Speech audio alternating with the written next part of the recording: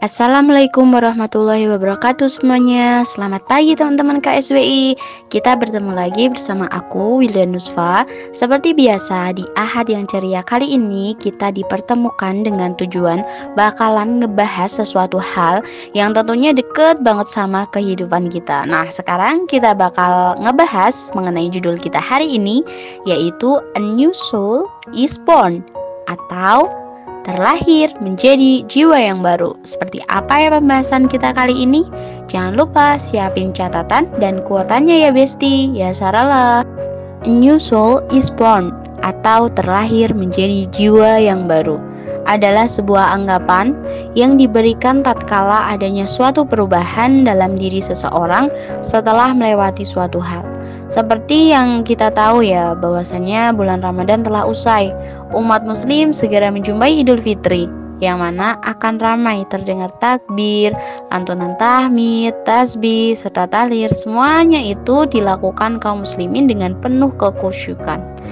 Hari yang sejatinya melahirkan pribadi-pribadi yang bertakwa, hasil dari pelaksanaan puasa Ramadan yang sudah kita lalui. Hari yang spesial di hari raya ini sering diartikan dengan tampilan yang spesial juga ya dalam menyambutnya Besti. Seperti halnya dengan baju baru, baju yang bersih, yang wangi, yang rapi, dengan tampilan yang perfect di hari yang spesial. Tentu banyak di antara kita ya yang sudah kepikiran mengenai hari raya, ya dari nanti sholat id itu mau pakai baju apa, bertamu di tetangga itu nanti kayak gimana, terus juga ketemu keluarga besar nanti harus pakai baju apa, terus juga hidangan yang bakalan disajikan itu apa aja ya kira-kira. Apalagi ya kalau ngomong-ngomong soal baju nih, hari raya sering identik kan dengan baju baru yang artinya itu harus baru beli, bukan yang kesimpan dalam lemari. Wah, siapa nih Besti yang akhir-akhir Ramadannya galau gara-gara mikirin baju? Atau hidangan nanti yang bakal disuguhkan nih tatkala kumpul dengan orang-orang tercinta? Apakah cukup nih jika kita memaknai akhir dari Ramadan itu dengan hal yang seperti ini? Sehingga apa bisa ya kita bakalan terlahir menjadi jiwa yang baru sebenarnya? Agung yang membawa banyak keutamaan beranjak pergi, harusnya kita menjadi pribadi yang baru sebagaimana dalam Quran surat Al-Baqarah ayat 183, yang artinya, hai orang-orang yang beriman, diwajibkan atas kamu berpuasa sebagaimana diwajibkan atas orang-orang sebelum kamu agar kamu bertakwa. Seperti dalam surat Al-Baqarah ayat 183, kata takwa berasal dari kata waqo, yang artinya melindungi, tentunya untuk melindungi atas azab dan juga murka Allah. Adapun cara menjadi takwa adalah dengan dua hal. Yang pertama yaitu menjauhi segala larangan, dan yang kedua adalah mematuhi segala sesuatu yang diperintahkan olehnya. Sesungguhnya Idul Fitri itu layak dirayakan untuk orang-orang yang bertakwa. Bahkan ulama pernah berkata, hari raya bukanlah untuk orang-orang yang mengenakan segala sesuatu yang serba baru, melainkan hari raya itu hanyalah untuk orang-orang yang ketakwaannya bertambah. Reminder banget ya Besti. Takwa yang total harus dieksekusi dalam kehidupan sehari-hari, kapanpun dan dimanapun, dan juga bukan sekadar pencitraan saja ya. Allah telah berjanji, barang siapa yang berpuasa Ramadan karena iman dan takwa, maka akan diampuni dosanya yang telah lalu. Hadis riwayat Ahmad. Dan gak hanya itu loh Besti, bagi orang yang bertakwa, maka Allah juga akan memberi jaminan. Di antaranya adalah yang pertama, Allah akan memberi jaminan jalan keluar atas segala kesulitan. Yang kedua, Allah akan memberi rezeki dari arah yang tidak disangka-sangka. Dan yang ketiga nih, Allah bakalan memberi kemudahan dalam segala urusan. Dan ini artinya bahwa ketakwaan itu harus diwujudkan dengan banyak hal. Tidak hanya takwa dalam tataran individual aja, tapi harus ada dalam masyarakat dan juga negara. Karena iman dan takwa inilah yang menjadi kunci keunggulan masyarakat Islam sejatinya.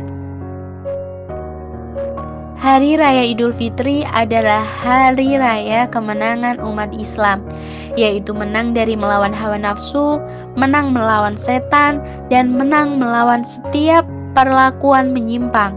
Inilah yang seharusnya dirayakan oleh orang yang berpuasa.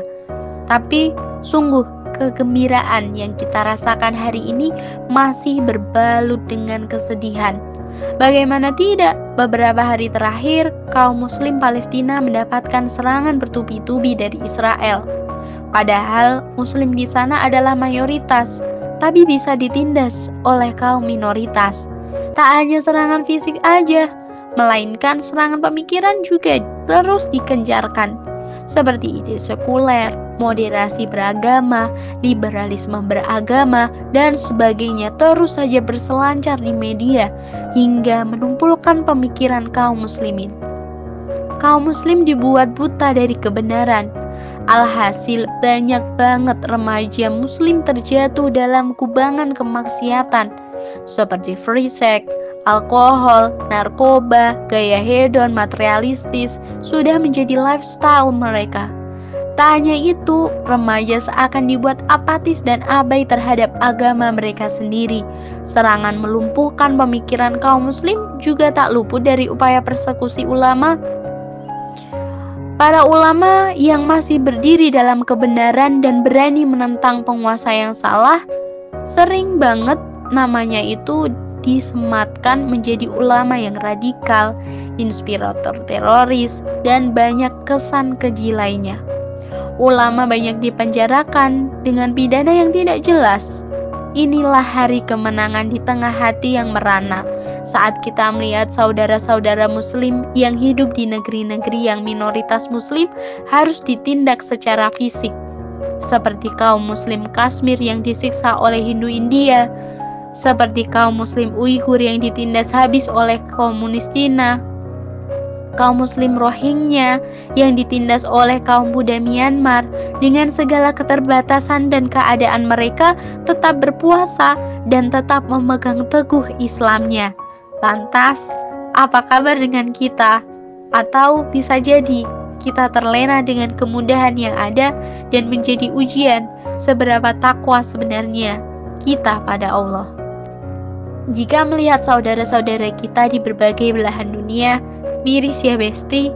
Padahal kita tahu dalam Quran surat Ali Imran telah disebutkan Bismillahirrahmanirrahim. Kuntum khaira ummatin ukhrijat linnasi ta'muruna bil ma'rufi wa tanhauna 'anil munkari wa tu'minuna billah. Walau amana ahlul kitabi lakana khairan lahum minhumul mu'minuna wa aktsaruhumul fasiqun. Yang artinya, kamu umat Islam adalah umat terbaik yang dilahirkan untuk manusia, karena kamu menyuruh berbuat yang ma'ruf dan mencegah dari yang mungkar dan beriman kepada Allah. Sekiranya ahli kitab beriman, tentulah itu lebih baik bagi mereka. Di antara mereka ada yang beriman, namun kebanyakan mereka adalah orang-orang yang fasik. Apakah ini yang dinamakan khair ummah? Apakah umat yang mulia itu adalah umat yang mudah dijajah, mudah ditindas, dan dengan mudahnya dizolimi? Tentu tidak. Namun inilah yang terjadi di belahan penjuru dunia. Umat Islam telah